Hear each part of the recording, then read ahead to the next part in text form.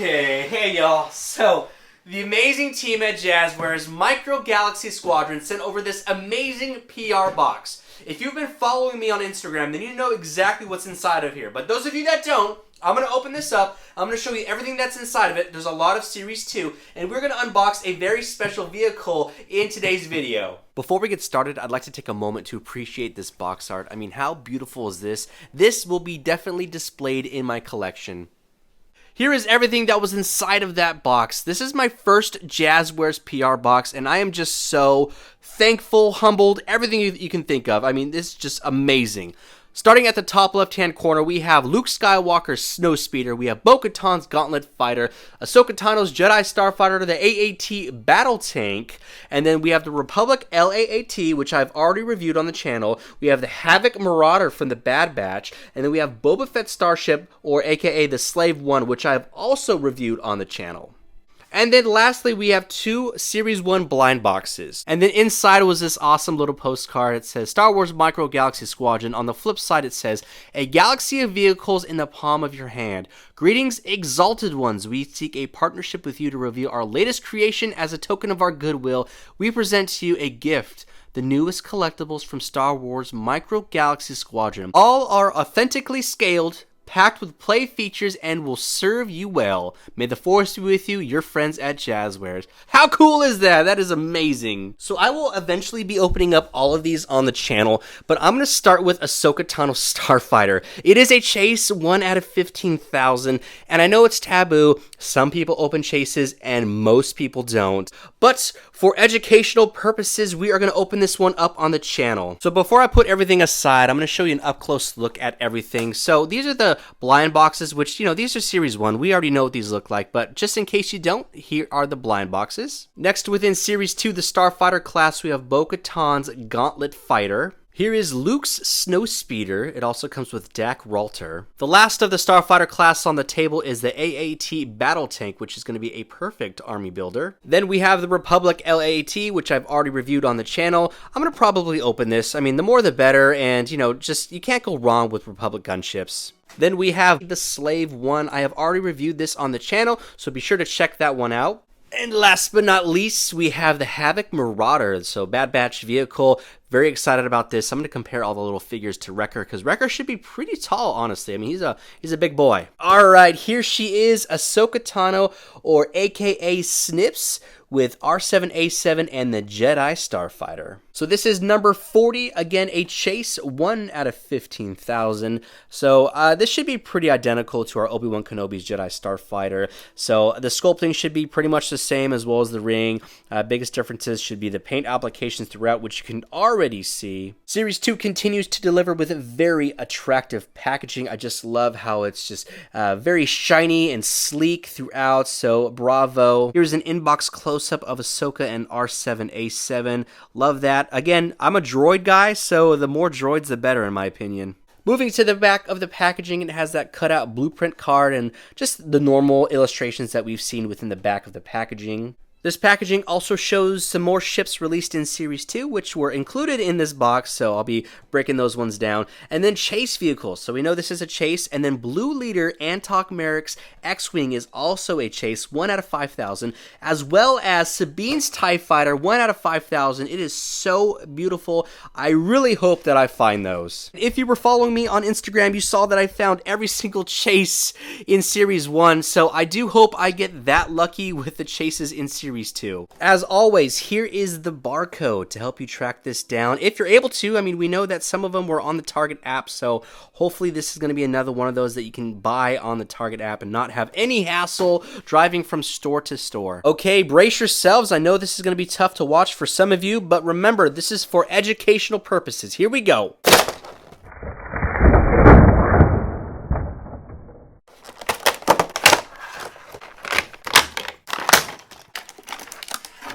Here she is out of the packaging, so you can see it comes with the hyperdrive ring. This is one of her earlier ships before she gets her Actus model. I've always really enjoyed the design of this ship. Ever since I saw Attack of the Clones, it's just an attractive style of ship, and it just seems like it has great maneuverability. Here's a close-up of Ahsoka and R7A7, and I just can't get over the amount of detail that these little figures have. It is insane. The paint applications look really good, honestly. I mean, there's not a whole lot of bleed or anything like that, considering how small these figures are. And I just want to take a moment to appreciate this droid. I love R7A7, and I'm just a droid guy as it is. So to be able to see start to finish her droid within the Clone Wars series was awesome. And you know, technically he did die within like the last 2 episodes or last episode of the show, but she collected his remains and I believe he does live on. Here's the backside of the figures, and again, they look just as good. I mean, there's no bleed or anything like that. I don't know how they're able to do that, but I mean, they look really good and super impressed. Before we move into the ship, I did have a fan ask me to compare these smaller figures next to a Lego minifigure. So here is one of my favorites, Darth Revan, standing next to Ahsoka and R7A7. Now let's take a look at her Starfighter. Since hers and Obi-Wan's are within the same models and class, there's not going to be any differences between sculptings. The real differences are going to be within the paint applications. So you can see Ahsoka's comes with the big Jedi emblem right there, and there is also the Republic logo. Her ship color is like a burnt red,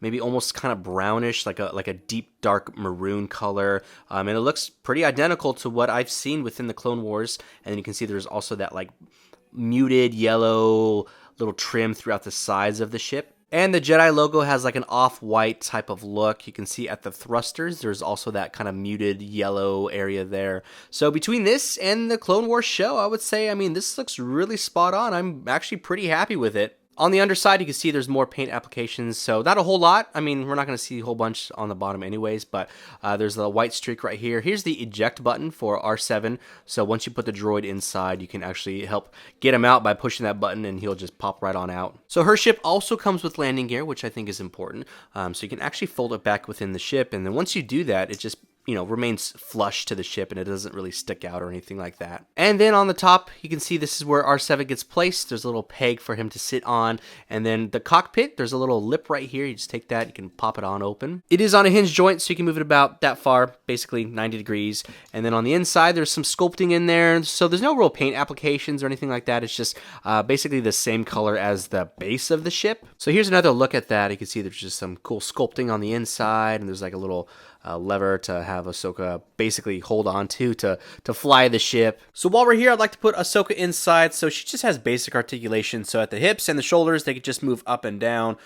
So pretty self-explanatory. Just pop her right on in, and then you can close the cockpit, and she's ready to fly. Here's a close-up of her sitting inside the cockpit. The glass is kind of like a smoky appearance, but that looks really good. Sits in there, no problem. Next, we'll take R7 and do the exact same thing. Pretty self-explanatory. There's a pin, and then there is a pinhole. I'll place him right on top. Sits in there nice and snug, actually, so I have no fears of him falling out. And then they're ready to rock and roll. Now, if I want to eject him, I just got that button right there. I'm going to push that in, and you can see... Whoa! Well, he pops on out, but he can also slowly raise him up as well. Now we'll move into the hyperdrive ring, which is pretty much identical to what we've seen with Obi-Wan's ship. So we have 3 pieces. We have a top, middle, and then a bottom, and there's like some slots on each side, so you can figure out how to connect these half rings to make it one complete piece. You can actually display it, as a ring. If you want to put the ship inside, you could do that as well. So the ship sits right in the center right there. Key differences are going to be paint applications. Obviously, this is going to mirror Ahsoka's ship, so we have pretty much the same color schemes throughout. You can see the back of the thrusters right here. Nice blue tone to give it look like it is flying through. And then you can place your ship right in the center, just like Obi-Wan, so it'll kind of click right into place. So I really like that they added these rings. I mean, it's a really nice touch, and it just adds just extra authenticity to this ship. To attach her ship, it's pretty easy, but I'm going to take off this top ring so you can see it a little bit easier. But we have these kind of plastic hook type of things that hold on to the sides of the ship, and then this little notch right here also does the exact same thing. So you're going to take the narrow part of the ship, place it right on top, and it should kind of click into place just like so. And you can see it sits flush and looks really good, actually. And it doesn't feel loose like it's gonna, if you force it too much, it'll probably fly off. But I have no problem spinning it and turning it from side to side. Now I'll just take this top part of the ring, place it on top, and it is officially complete. Since I've talked so much about Obi-Wan's ship, it's only fair that I do a comparison between the two, and you can see that the only differences are just the paint applications and the main figure themselves. Here we have both ships for comparison, so Obi-Wan's is like that red or maroon, and Ahsoka's compared to Obi-Wan's is like a brown, like a really burnt red type of look. The underside isn't anything crazy, landing gear, and just basic differences in paint, that's it. Same thing with the rings, only differences is the paint applications, and you can see they just both match the main color of the ship. Let's do some measurements. So the tallest figure, Obi-Wan, stands at about an inch tall, and then the droids are about almost 3/4 of an inch. You know what? I almost missed something as I was getting ready to put Obi-Wan's ship away. There are some small sculpting differences between the two. It's not much, but it's something. Here at the bottom, Ahsoka's ship, there is a lip right here that'll allow you to open up this cockpit a little bit easier. Okay, now Obi-Wan's doesn't have that, so that's pretty cool. I mean, it's nothing major or anything like that, but it is a really cool update. Okay, back to measurements. Her ship, from length, tip to front, it is about 5.5 inches. And then at width, we are at 2 5/8. Height with landing gear, we're at about 1 1/4. And without, we're at about 1 1/8. Height of the ring, from top to bottom, we are just over 4 inches. And width, we're about 4 3/4 inches. And here is a comparison of every single Micro Galaxy Squadron chase that I own. I was able to complete Series 1. I found all of those in store. It was insane. I actually found them pretty late into the game, so I was actually pretty surprised to check these off my list. I did find 2 of the Outland TIE Fighters. I'm going to save the second one for either a giveaway or potential trade bait for something else. I don't like to sell. I'm not a reseller or anything like that, so it's going to be either given away or traded. And here's a close-up of the blind box chases next to Ahsoka. I ended up finding 3 IGs, and so that was pretty insane. I only found 1 Cobb Vanth and obviously only 1 Scout Trooper, but if you haven't found Cobb yet, he's actually significantly heavier, so if you have an opportunity to see an entire box, feel them all out, and you can tell which one is his, because his is actually pretty heavy. And I'm thinking that's going to be the exact same way for the escape pod in Series 2. I mean, that's just like a lot of plastic, so I'm assuming that if you can see those in store, that one should be pretty heavy and hopefully a dead giveaway. Okay, my final thoughts on Series 2 Micro Galaxy Squadron, and more importantly, the Ahsoka chase. I really love the variety we're getting in Series 2. I mean, we're getting a bunch of different ships from different pieces of the films. So these ships have already begun to hit stores. So I know Yoda Starship and then the Battle Damaged TIE have already hit some Target stores. And then the Gauntlet, the AAT, and the Snowspeeder have been hitting Amazon. And the Havoc Marauder is slated to be a Target exclusive. It's one of those things where they've been popping in and out of stock, so you have to be really quick or just keep refreshing those links. I will post all the ones that I can find in my description below. And honestly, all of these should be hitting your normal stores anyways, like Walmart, Target, and I've even seen some Series 1 hitting Walgreens as well. But Walgreens tends to upcharge a lot of their stuff, so you're better off just trying to find like the X-Wing or something like that at your Target, Walmart, or Amazon.